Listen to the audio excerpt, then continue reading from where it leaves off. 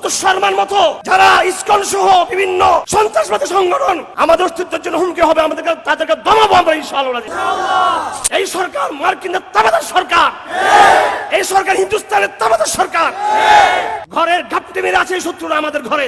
আমাদের বিরুদ্ধে যারা অন্যায় করছে তাদের বিরুদ্ধে সংগ্রাম করার শক্তি আমরা রাখি, তাদের হাত ভাঙার জন্য আমরাই যথেষ্ট, তৌহিদে যথেষ্ট। রাহমাতুল্লাহি ওয়া বারাকাতুহু। আলহামদুলিল্লাহ ওয়া কাফা ওয়া সালামুন আলা ইবাদিহিল্লাযিনা ইসতাফা, আম্মা বাদ। সম্মানিত উপস্থিতি, সর্বপ্রথম আপনাদেরকে ধন্যবাদ জানাচ্ছি। আপনারা অনেক কষ্ট করে রোদ্রের মধ্যে, বৃষ্টির মধ্যে আপনারা দেশ প্রেম এবং ইসলামের প্রেম ভালোবাসা নিয়ে ইসলামের সার্বভৌমত্ব রক্ষার জন্য আপনারা মাঠে নেমেছেন। আমাদের বার্তা খুব পরিষ্কার, বাংলাদেশে হিন্দু জনগোষ্ঠীর বিরুদ্ধে আমাদের কোনো সংগ্রাম নাই, কথা পরিষ্কার। এবং হিন্দুদের নিরাপত্তার দায়িত্ব আমাদের। আমরা হিন্দুদের জান মাল সবকিছু রক্ষা করার বিষয়ে আগেও আমাদের অবস্থান স্পষ্ট করেছি, এখনো করছি।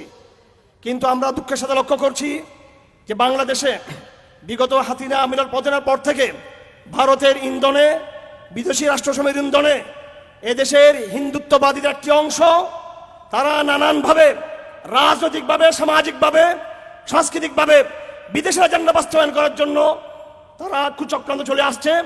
আমরা পরিষ্কার হিন্দু জনগোষ্ঠীকে অনুরোধ করব, আপনারা আপনাদের ধর্মে অনুসারী নাম ধারণ করে যারা আমাদের অস্তিত্বের বিরুদ্ধে লড়াই করছে তাদের বিরুদ্ধে ব্যবস্থা গ্রহণ করুন। আমাদের অবস্থান পরিষ্কার, হিন্দুদের বিরুদ্ধে আমাদের কখনো লড়াই ছিল না। কিন্তু হিন্দুত্ববাদের ব্যানার নিয়ে সন্তোষ শর্মার মতো যারা ইসকন সহ বিভিন্ন সন্ত্রাসবাদী সংগঠন আমাদের অস্তিত্বের জন্য হুমকি হবে, তাদেরকে দমাবো আমরা ইনশাআল্লাহ। সাথে সাথে আমরা লক্ষ্য করছি বর্তমান মুনাফিক সরকারের আচরণ লক্ষ্য করছি। সেই চন্দ্রনাথ পাহাড়ে একবার একটা স্ট্যাটাস দিয়েছিল আমাদের কোন একজন ভাই, সেখানে মসজিদ নির্মাণ হবে, একটা কাল্পনিক স্ট্যাটাসকে কেন্দ্র করে ইউরোপ সরকারের যারা দায়িত্ব রয়েছে তারা তার বিরুদ্ধে বিবৃতি দিল। আর আমাদের মেয়েরা দর্শিত হচ্ছে, আমাদের মাদ্রাসার ছাত্রীরা দর্শিত হচ্ছে, নির্যাতিত হচ্ছে, আলেমরা কিডন্যাপ হচ্ছে। এখনো পর্যন্ত মুনাফিক সরকার তাদের পেজে কোন রকমের আমাদের পক্ষে তারা সহমর্মিতা তারা জানাই নাই। এই সরকার মার্কিনের তাবেদার সরকার, এই সরকার হিন্দুস্তানের তাবেদার সরকার। ঘরের ঘাপটি মেরে আছে এই শত্রুরা আমাদের ঘরে। আইন শৃঙ্খলার নাম ধরে আমাদের ভয় দেখাবেন না, আমাদের অস্তিত্ব লড়াই আমরাই লড়তে পারি ইনশাআল্লাহ। আমরা এখানে মিছিল করার জন্য আসি নাই। আমাদের বিরুদ্ধে যারা অন্যায় করছে তাদের বিরুদ্ধে সংগ্রাম করার শক্তি আমরা রাখি, তাদের হাত ভাঙার জন্য আমরাই যথেষ্ট, তৌহিদে যথেষ্ট। এই ঘোষণা দেওয়ার জন্য আমরা এখানে এসেছি। আমরা মেচিউরলি আমরা আমাদের সংগ্রাম চালিয়ে যাব। সাথে সাথে আমি তরুণ ভাইদেরকে বলবো আমাদের যে চোখ কান খোলা রাখতে হবে। দেশে নানা রকমের ঘটনা ঘটতেছে একের পর এক।